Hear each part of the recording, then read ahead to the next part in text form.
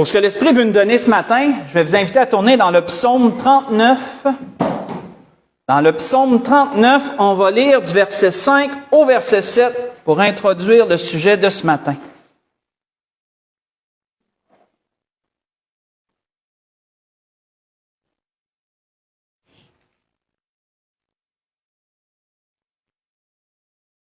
Psaume 39,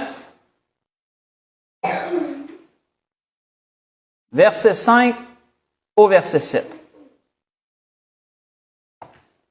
On voit que David dit, « Éternel, dis-moi quel est le terme de ma vie, quelle est la mesure de mes jours, que je sache combien je suis fragile. Voici, tu as donné à mes jours la largeur de la main, et ma vie est comme un rien devant toi. Oui, tout homme debout n'est qu'un souffle. Oui, l'homme se promène comme une ombre. Il s'agite vainement, il amasse, et il ne sait qui recueillera. » On va arrêter ici. David, ici, ce matin, dans ce que l'Esprit se sert les paroles de David pour nous aiguiller vers un sujet, je dirais particulier, nous parle de la brièveté de la vie humaine. Il nous parle de comment nous sommes peu de choses en tant qu'être humain.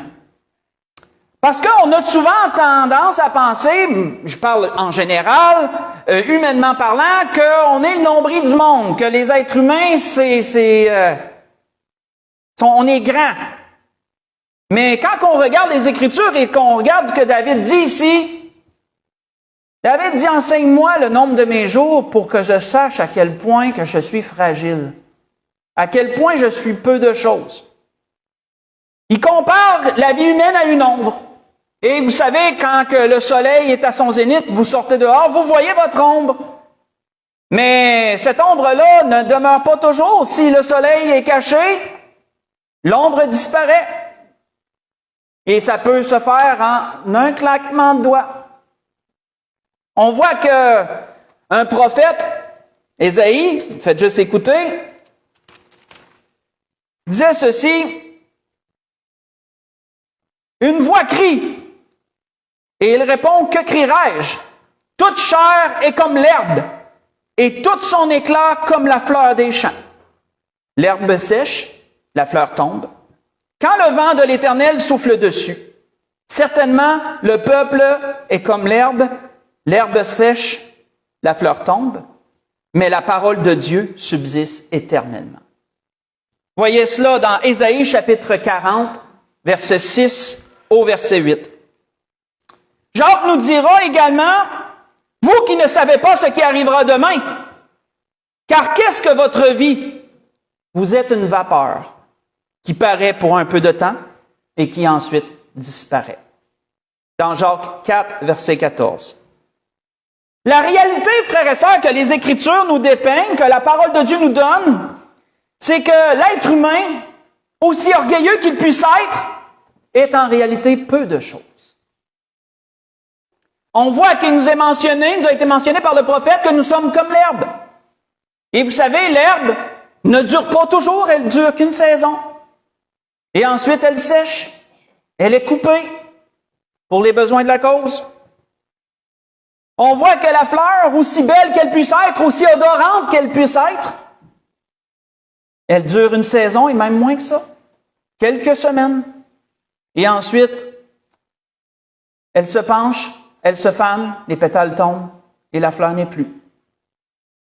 Autant, frères et sœurs, que le brouillard, quand on parle de vapeur, il dit, vous êtes une vapeur qui paraissait pour un temps. Autant que le matin, vous pouvez vous lever, vous avez un bon brouillard, là, vous avez de la misère à voir devant vous.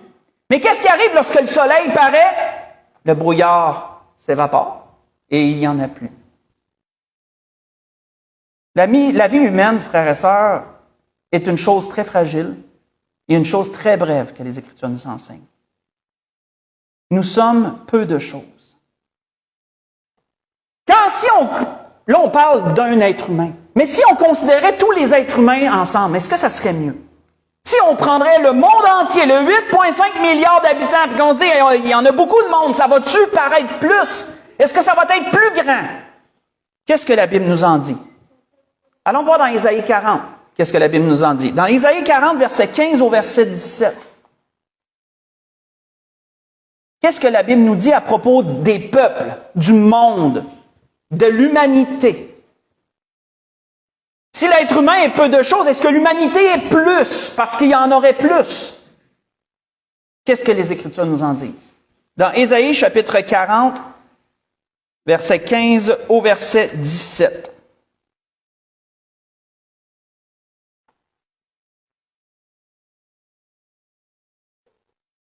Ésaïe dira,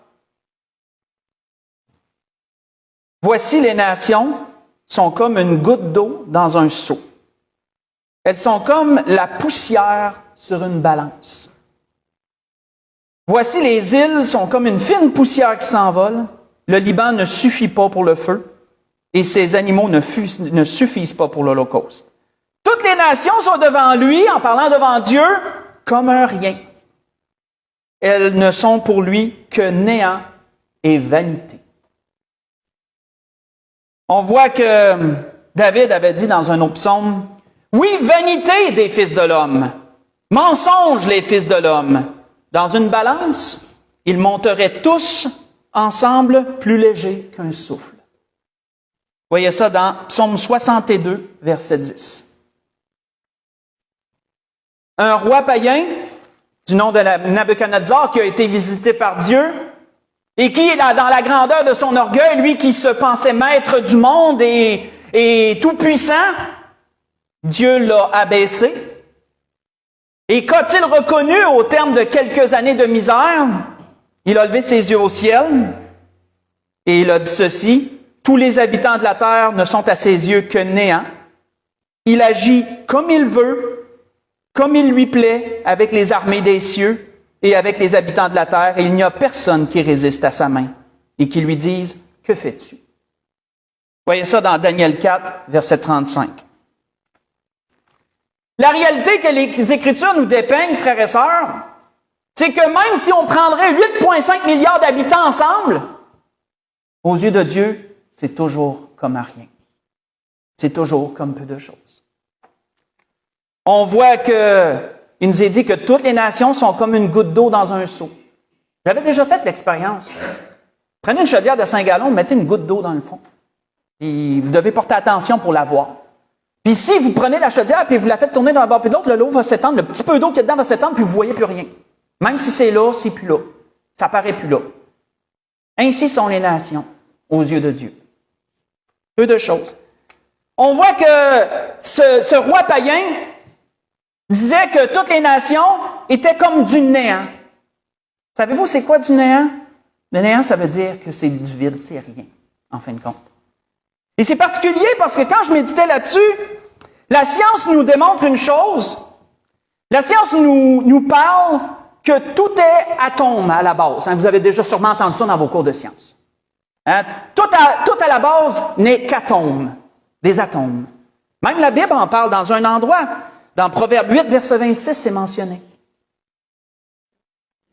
Et quand on regarde ce que la science nous dit à propos de l'atome, je ne sais pas si vous le saviez, mais l'atome est en 3 parties. L'atome a un proton, un neutron et des électrons qui tournent alentour. Mais si je vous demandais, qu'est-ce qu'il y a de plus prédominant dans un atome? Si on prend un atome, là, puis qu'on l'expanse, on l'expanse pour le voir vraiment gros comme ça, mettons. C'est quoi qui est prédominant dans un atome? Est-ce que c'est le proton qui prend toute la place? Est-ce que c'est les électrons? Est-ce que c'est le neutron? Non, c'est le vide. Le vide est prédominant dans un atome. Et nous sommes constitués d'atomes. Donc, ça nous ramène à ce que ce roi disait. Les nations sont comme à ses yeux que néant, comme un rien, comme peu de choses. Si on regarde notre constitution, est-ce que c'est mieux? Si on regarde la constitution d'un être humain de quoi qu'il est fait, est-ce que c'est mieux? Allons dans la Genèse chapitre 2. Et vous allez voir où l'Esprit s'en va avec ça. Parce que ce que l'Esprit nous donne ce matin, ça peut paraître négatif. On peut se dire, ouais. Vous allez voir où l'Esprit s'en va avec ça. L'Esprit ne fait que nous dépeindre un portrait réaliste. de l'humain, de l'humanité. Si on regarde notre constitution dans la Genèse au chapitre 2, verset 4 au verset 7, qu'est-ce qu'il est dit? Il est dit, voici les origines des cieux et de la terre quand ils furent créés. Lorsque l'Éternel Dieu fit la terre et les cieux, aucun arbuste des champs n'était encore sur la terre et aucun herbe des champs ne germait encore. Car l'Éternel Dieu n'avait pas fait pleuvoir sur la terre. Il n'y avait point d'homme pour cultiver le sol. Mais une vapeur s'éleva de la terre et arrosa la surface du sol. L'Éternel Dieu forma l'homme de la poussière de la terre. Il souffla dans ses narines un souffle de vie, et l'homme devint une âme vivante. On voit que l'homme, frères et sœurs, n'a pas été créé à partir des matériaux qu'on considère le plus précieux ici-bas, comme le diamant, l'or ou l'argent. L'être humain a été créé à partir de ce qu'il y avait de plus banal et de plus commun sur la terre. La terre, justement, la poussière du sol. L'homme a été formé à partir de la poussière du sol. Une chose qui n'est pas rare, une chose qui est très commune, et une chose qui a peu de valeur. Qui pourra prendre un pot de poussière et essayer de le vendre à un prix d'or, mettons, sur le marché? On va se faire rire de lui. La poussière, n'importe qui peut en avoir. Elle se ramasse partout. On voit que ça corrobore avec le nom d'Adam. Vous savez que Adam a été nommé ainsi à cause de cela. Adam vient du nom hébreu Adama. Adama, qui veut dire terre, sol. On voit que lorsque l'homme est tombé en disgrâce devant Dieu, l'homme et la femme, lorsqu'ils sont tombés en disgrâce devant Dieu à cause de leur péché, avant d'être chassés du jardin d'Éden, qu'est-ce que Dieu a rappelé à l'homme? Dans Genèse 3, verset 19, pas tellement plus loin, qu'est-ce que Dieu a rappelé à l'homme? Il a dit, c'est à la sueur de ton visage que tu mangeras du pain jusqu'à ce que tu retournes dans la poussière, dans la terre, d'où tu as été pris, car tu es poussière et tu retourneras poussière. Vous savez, quand on regarde un peu la science, les adeptes de la théorie de l'évolution nient la création de l'homme selon ce que les Écritures nous en disent. Et pourtant, il y a des questions qui demeurent sans réponse pour eux quand ils considèrent certaines preuves que la science nous amène à propos de l'homme. Une chose que j'ai trouvée, quand l'Esprit me dirigeait dans ses pensées, une chose que j'ai trouvée spéciale, saviez-vous que selon la géologie, la Terre est constituée de 70% d'eau. Elle est recouverte à 70% d'eau. Il y a plus d'eau que de terre sur la Terre. Et saviez-vous que selon la biologie, l'être humain est constitué aussi de 70% d'eau? Ah, tiens donc. Mais là, on va peut-être dire c'est du hasard. C'est peu. Saviez-vous, les scientifiques ont trouvé d'autres choses. Ils ont découvert que la Terre, les mêmes éléments chimiques essentiels à la Terre se retrouvent également dans l'homme. L'être humain a les mêmes éléments chimiques essentiels que la Terre contient. Ah, tiens donc. Peut-être un hasard. La science a aussi démontré d'autres choses. Ils ont aussi découvert que tout ce qui vit, tout ce qui existe a une vibration. Est-ce qu'on savait ça? Tout est vibration. Toute chose, même la Terre, vibre à une certaine onde, Et saviez-vous qu'il y a une créature sur cette Terre qui vibre à la même ondulation que la Terre? L'homme. L'être humain vibre à la même ondulation que la Terre. C'est spécial, ça. Encore là, il ne l'explique pas, mais la Bible l'explique. Nous avons été tirés de la Terre.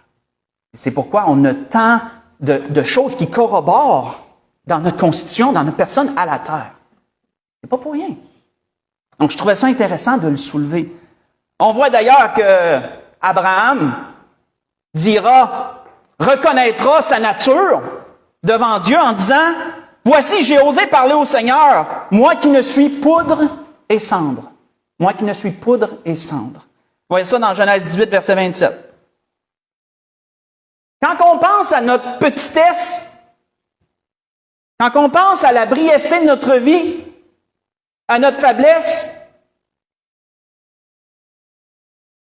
il y a beaucoup d'hommes qui se sont arrêtés là-dessus selon la parole, frères et sœurs.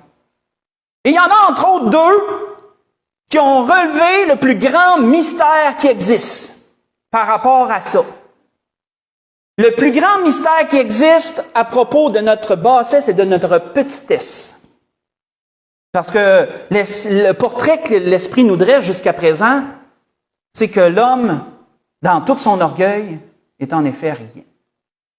L'humanité n'est rien. Nous sommes que très peu de choses face à la grandeur de Dieu et à la grandeur de cet univers qui nous entoure. On peut penser qu'on est le centre du monde, mais pourtant, on est très peu de choses. Et quel est ce grand mystère que deux hommes ont relevé?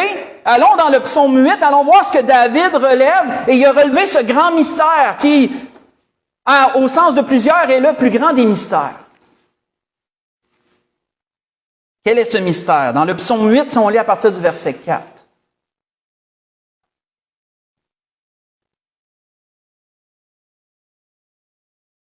Dans le psaume chapitre 8, à partir du verset 4. David dira, « Quand je contemple les cieux, ouvrage de tes mains, la lune et les étoiles que tu as créées, qu'est-ce que l'homme pour que tu te souviennes de lui? Et le Fils de l'homme pour que tu prennes garde à lui. Tu l'as fait de peu inférieur à Dieu, et tu l'as couronné de gloire et de magnificence. Tu lui as donné la domination sur les œuvres de tes mains. Tu as tout mis sous ses pieds. » Dans un autre psaume, David dira aussi, également, on pourrait dire aussi cela, « Éternel, qu'est-ce que l'homme pour que tu le connaisses? Le Fils de l'homme pour que tu prennes garde à lui. L'homme est semblable à un souffle, ses jours sont comme l'ombre qui passe. » Psaume 144, versets 3 et 4. Et Job également a reconnu cela, en disant, « Qu'est-ce que l'homme pour que tu en fasses tant de cas? Pour que tu daignes prendre garde à lui. » Dans Job 7, verset 17. Le plus grand mystère, frères et sœurs, c'est comment qu'un Dieu si grand a pu s'intéresser à des créatures si petites. Ça, c'est un mystère. C'est tout un mystère. C'est comme si on prendrait une fourmi puis qu'on la chérissait comme si elle était la chose la plus précieuse au monde. Mais pourtant, prenons-nous garde aux fourmis? Même souvent, on veut défaire les nids pour justement qu'il n'y en ait plus sur notre terrain.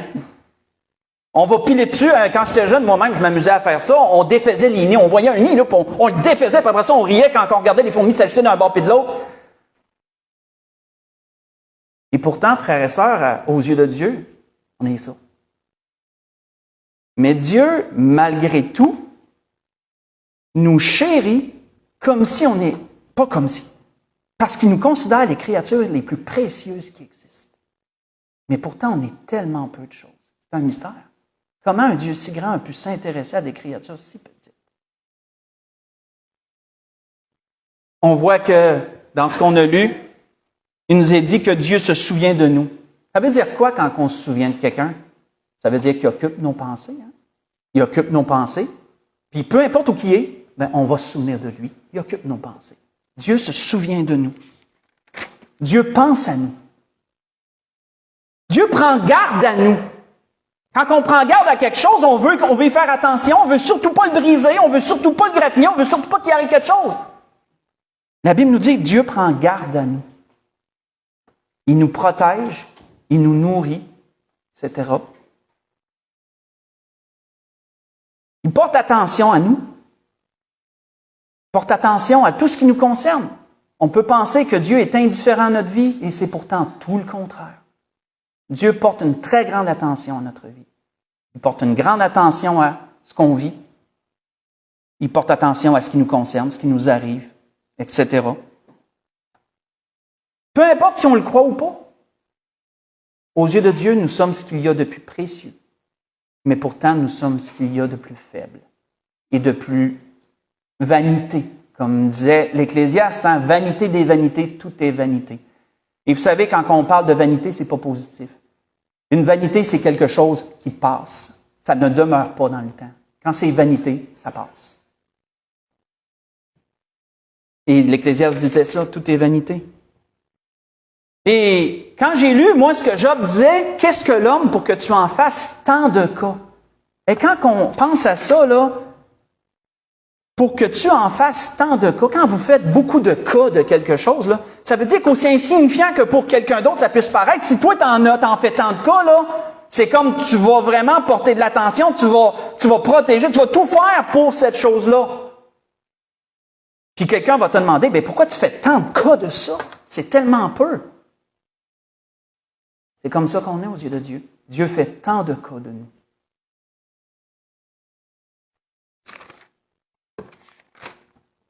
On voit que David, avant d'aller à la conclusion, David nous dévoyait quelque chose à propos de Dieu. Qu'est-ce qu'il y a entre Dieu et l'homme? David nous dévoilait quelque chose de précieux. Après, on va aller à la conclusion. Allons dans le psaume 103. Qu'est-ce que David nous dévoilait à propos de Dieu en rapport avec l'homme?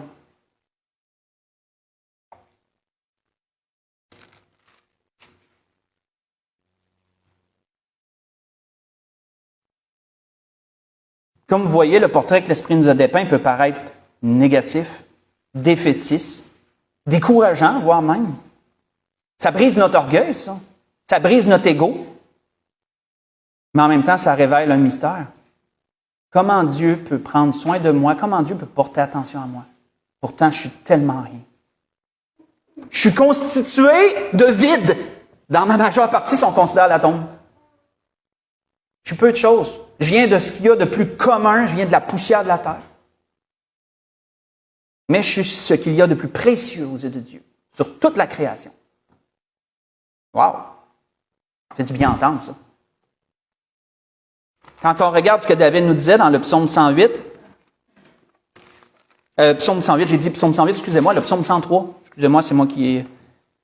Psaume 103, si on lit à partir du verset 8, David disait, « L'Éternel est miséricordieux et compatissant, lent à la colère, riche en bonté.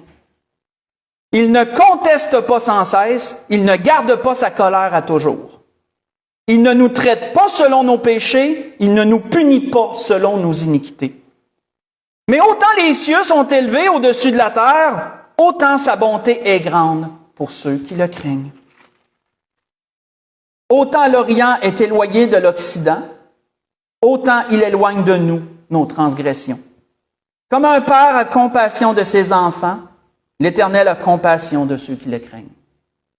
Car il sait de quoi nous sommes formés. Il se souvient que nous ne sommes que poussière. L'homme, ses jours sont comme l'herbe. Il fleurit comme la fleur des champs. Lorsqu'un vent passe sur elle, elle n'est plus, et le lieu qu'elle occupait ne la reconnaît plus. Mais la bonté de l'Éternel dure à jamais pour ceux qui le craignent. On va arrêter ici. Dieu fait tout cela, frères et sœurs, pour nous donner l'opportunité d'entrer en relation avec lui. Parce qu'il nous a tant aimés. Nous qui sommes rien, Dieu nous a tant aimés. Pour ceux qui font le choix de se tourner vers lui, pour ceux qui font le choix d'aller vers lui à travers son Fils, de le recevoir, de l'adorer, de l'écouter, de lui obéir, de lui craindre, de l'aimer, Dieu est prêt à déployer des trésors de bonté envers eux. Des trésors de bonté, des trésors d'amour. Tout ce qu'il y a de mieux à offrir, Dieu le réserve pour ceux qui le craignent, pour ceux qui le reconnaissent. Et c'était ce que l'Esprit voulait nous rappeler ce matin. L'Esprit voulait nous rappeler ce fait que nous sommes peu de choses. Et que malgré cela, Dieu nous a tant aimés et nous aime encore tellement. Que Dieu nous a tout donné jusqu'à aller donner ce qu'il y avait de plus précieux, son Fils. Mourir à la croix pour nos péchés. Nous qui sommes du néant, nous qui sommes de la poussière. C'est un mystère, mais en même temps la plus grande des opportunités. Nous avons l'opportunité de servir le Dieu d'éternité. Plus grand encore que l'univers qui est sans mesure. Saviez-vous que l'homme n'a jamais trouvé la limite de l'univers? Même Certains avancent la théorie, parce que c'est pas mesurable, c'est une théorie, que l'univers est toujours en expansion, qu'il n'y a jamais de fin à l'univers. Qu'au-delà de ce que nos télescopes les plus forts voient, mais il y a encore plus que ce qu'on voit n'est seulement que notre système, puis qu'il y en aurait d'autres systèmes ailleurs. C'est des théories, c'est pas mesurable. Mais même tout ça, Dieu est encore plus grand que sa création. Wow! Quel point Dieu est grand en ce cas-là. Pas pour rien que Dieu nous dit ailleurs que même la terre ne peut pas le contenir. Hein, la terre ne peut même pas contenir sa gloire. Quelque chose. Et Dieu nous aime. Et Dieu nous aime. Si on conclut, allons voir dans le psaume 90. David nous a parlé beaucoup ce matin. David avait reconnu beaucoup de choses. Dans le psaume 90, on va conclure là-dessus. Et on va le lire quasiment en complet. J'ai essayé de le couper en parties. Je me disais, quand on va-tu commencer là? On va-tu commencer là? Seigneur, on commence. Par contre, je me vois. On peut pas le séparer. On va lire du verset 1 au verset 12 parce que ça ne se sépare pas tout ça. C'est une prière de Moïse que nous allons lire pour conclure. Prière de Moïse, homme de Dieu. Moïse disait, Seigneur, tu as été pour nous un refuge, de génération en génération. Avant que les montagnes soient nées et que tu aies créé la terre et le monde, d'éternité en éternité, tu es Dieu. Ça me fait sourire parce que quand les enfants m'avaient déjà demandé quel âge Dieu, bien c'est ça que je leur ai montré. Ça, c'est l'âge de Dieu. Il n'y a pas d'âge, autrement dit. D'éternité en éternité, tu es Dieu. Déjà qu'en éternité, ça ne se mesure pas, puis Dieu est d'éternité en éternité, donc c'est encore moins mesurable, en fin de compte. Il est dit au verset 3, « Tu fais rentrer les hommes dans la poussière, et tu dis, Fils de l'homme, retournez. Car 1000 ans sont à tes yeux, comme le jour d'hier, quand il n'est plus. Et comme une veille de la nuit. » C'est pour ça que je rappelle souvent à l'Église que pour Dieu, il n'y a pas de futur. Hein? À tes yeux, 1000 ans sont comme le jour d'hier. Aux yeux de Dieu, il n'y a pas de futur. Il n'y a que de futur pour ceux qui ne connaissent pas l'avenir, nous. Mais pour Dieu, il n'y a pas de futur. Dieu connaît tous les temps. Tu les emportes, et tu dis au verset 5, semblable à un songe, qui le matin passe comme l'herbe. Elle fleurit le matin et elle passe, on la coupe le soir et elle est sèche. Nous sommes consumés par ta colère et ta fureur nous épouvante. Tu mets devant toi nos iniquités et à la lumière de ta face nos fautes cachées. Tous nos jours disparaissent par ton courroux. Nous voyons nos années s'évanouir comme un son. Les jours de nos années s'élèvent à 70 ans et pour les plus robustes à 80 ans. Et l'orgueil qu'ils en tirent n'est que peine et misère. Car ils passent vite et nous nous envolons. Qui prend garde à la force de ta colère et à ton courroux selon la crainte qui t'est due? Enseigne-nous à bien compter nos jours afin que nous appliquions notre cœur à la sagesse. On va arrêter ici. Ça revient à ce que David disait en introduction. Hein? Enseigne-nous à compter nos jours pour que nous appliquions notre cœur à la sagesse. Parce que vous savez, quand on est jeune, on pense qu'on va vivre éternellement. Puis quand on est plus vieux, on se rend compte qu'il y a une fin. Hein? Parce que tout notre corps nous rappelle qu'à un moment donné, il va s'en retourner. Mais quand on est jeune, dans notre vigueur, il n'y a rien qui nous arrête. On pense que le monde est à nous, puis il n'y aura pas de fin. Il n'y aura pas de fin à notre vigueur et à nos forces. Mais on se rend compte que oui, effectivement, il y a une fin à tout ça. C'est pour ça que David nous disait que Dieu nous enseigne à compter nos jours. Que chaque jour est important, que chaque jour est précieux, parce qu'il y en a peu. Mais, pourquoi qu'il disait de compter nos jours? Pour qu'on applique notre cœur à la sagesse. C'est quoi la sagesse? La sagesse, frères et sœurs, c'est de reconnaître notre petitesse, notre bassesse devant la grandeur de Dieu et la grandeur de son œuvre.